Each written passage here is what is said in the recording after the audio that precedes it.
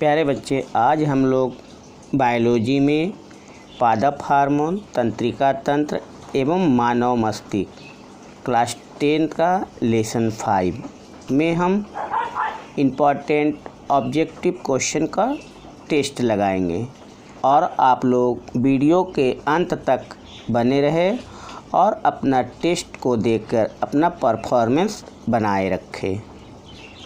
अब हम चलते हैं टेस्ट की ओर। आप लोगों के लिए पहला सवाल, हमारे शरीर में विभिन्न जैविक कार्यों का नियंत्रण होता है,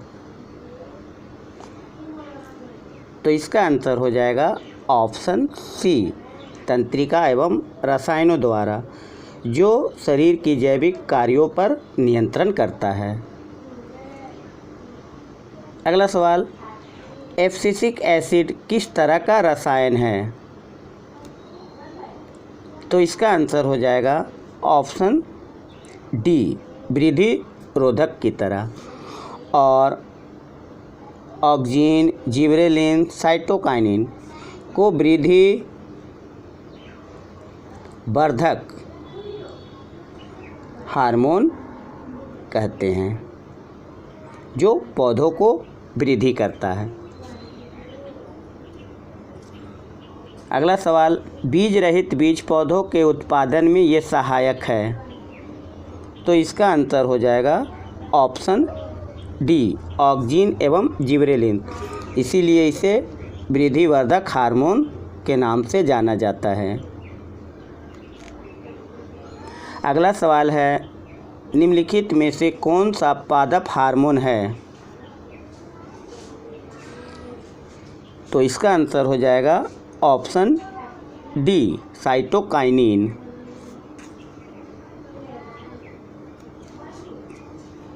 अगला सवाल, दो तंत्रिका कोशिका के मध्य खाली स्थान को क्या कहते हैं, तो इसका आंसर हो जाएगा ऑप्शन बी, सिनेप्स।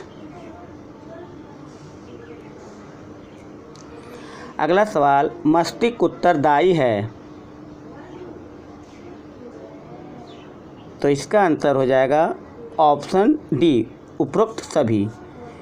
सोचने के लिए, स्पंदन और शरीर का संतुलन बनाए रखने का कार्य किसका है, मस्तिष्क का है। आप लोग वीडियो को पूरा देखें और टेस्ट को अंत तक लगाएं। अगला सवाल, पोन्स मेडुला और अनुमस्तिष्क किसका हिस्सा है, तो इसका आंसर हो जाएगा ऑप्शन सी, पश्च मस्तिष्क।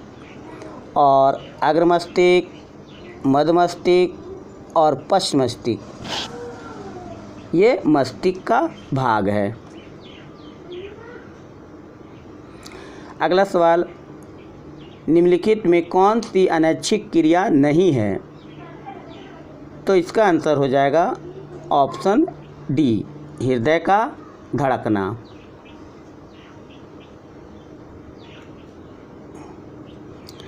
अगला सवाल, तंत्रिका कोशिका क्या कहलाती है, तो इसका आंसर हो जाएगा ऑप्शन बी, न्यूरॉन। और तंत्रिका कोशिका सबसे लंबी कोशिका है। और एक बात और याद रखना होगा, तंत्रिका कोशिका का विभाजन नहीं होता। अगला सवाल, साइटोन के सबसे लंबे तंतु को क्या कहते हैं, तो इसका आंसर हो जाएगा ऑप्शन बी, डेंड्राइट। अगला सवाल, कौन अंतःस्रावी और बाह्यस्रावी ग्रंथि जैसा कार्य नहीं करता, तो इसका आंसर हो जाएगा ऑप्शन ए, अग्न्याशय। और पीयूष ग्रंथि को मास्टर ग्रंथि भी कहा जाता है और ये शरीर की सबसे छोटी ग्रंथि है। अगला सवाल, निम्न में से कौन सा अंग संवेदीग्राही नहीं है, तो इसका आंसर हो जाएगा ऑप्शन डी, दिमाग। अगला सवाल, इनमें से कौन पादप हार्मोन है, तो इसका आंसर हो जाएगा ऑप्शन डी, साइटोकाइनिन। अगला सवाल, मेरुरज्जु निकलता है? तो इसका आंसर हो जाएगा ऑप्शन डी, मेंडुला।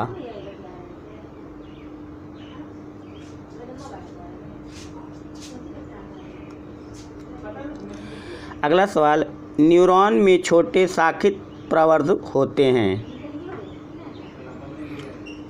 तो इसका आंसर हो जाएगा ऑप्शन बी, डेंड्राइट।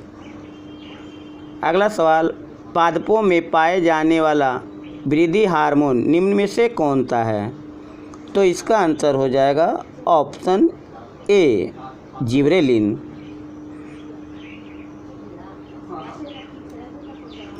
अगला सवाल, दो तंत्रिका कोशिका के मध्य खाली स्थान को कहते हैं? तो इसका आंसर हो जाएगा ऑप्शन बी, सिनेप्स। अगला सवाल, मस्तिष्क का सबसे बड़ा भाग है? तो इसका आंसर हो जाएगा ऑप्शन ए, प्रमस्तिष्क या सेरिब्रम।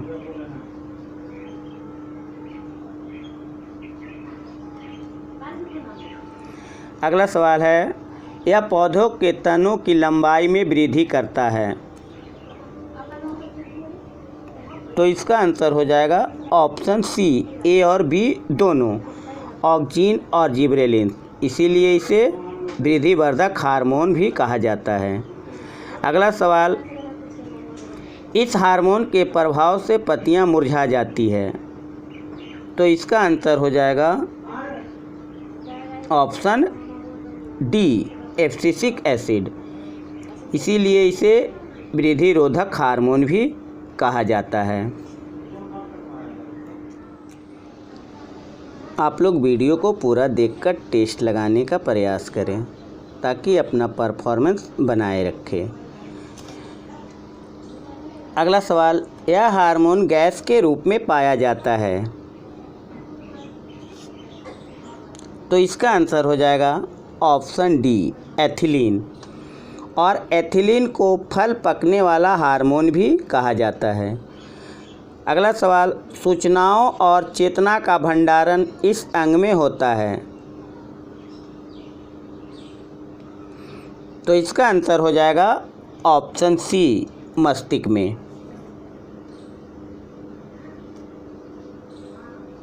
अगला सवाल, ऑक्सीजन है? तो इसका आंसर हो जाएगा ऑप्शन ए, एक हार्मोन।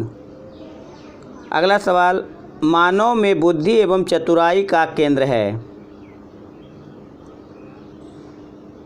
तो इसका आंसर हो जाएगा ऑप्शन ए, सेरिब्रम। और सेरिब्रम क्या करता है? ये हृदय के धड़कन को नियंत्रण करता है। और हाइपोथैलेमस यह भूख, प्यास, ताप पर नियंत्रण करता है। और स्पाइनल कॉर्ड प्रतिवर्ती क्रिया का नियंत्रण करता है। अभी प्रतिवर्ती क्रिया क्या होती है? जब हम किसी गर्म वस्तु को छूते हैं तो हम तुरंत अपने हाथ को पीछे कर लेते हैं। उसी क्रिया को हम लोग प्रतिवर्ती क्रिया कहते हैं और इसका नियंत्रण स्पाइनल कॉर्ड करता है। अगला सवाल, पौधों में प्रकाश की ओर गति कहलाता है? तो इसका आंसर हो जाएगा ऑप्शन सी, प्रकाश अनुवर्तन। अगला सवाल, पौधों में पाए जाने वाली गति? तो इसका आंसर हो जाएगा ऑप्शन डी, इनमें से सभी। तो पौधों में 3 गतियाँ, प्रकाश अनुवर्तन, गुरुत्वानुकर्षण और जलानुवर्तन, ये तीनों गतियाँ पौधों में पाई जाती है। अगला सवाल, इसे मास्टर ग्रंथि भी कहते हैं?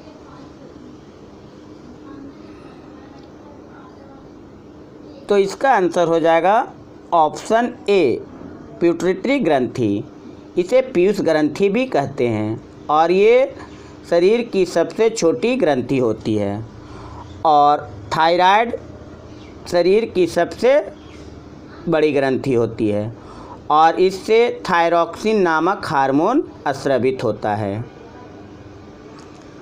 अगला सवाल, मानव शरीर में सबसे लंबी कोशिका कौन है?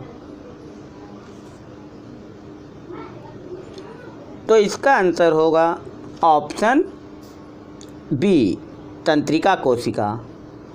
और तंत्रिका कोशिका सबसे लंबी कोशिका है और इसका विभाजन नहीं होता है। अगर आप लोगों को वीडियो अच्छे लगे तो लाइक, शेयर और सब्सक्राइब करना ना भूलें। आप लोग वीडियो को पूरा देखें।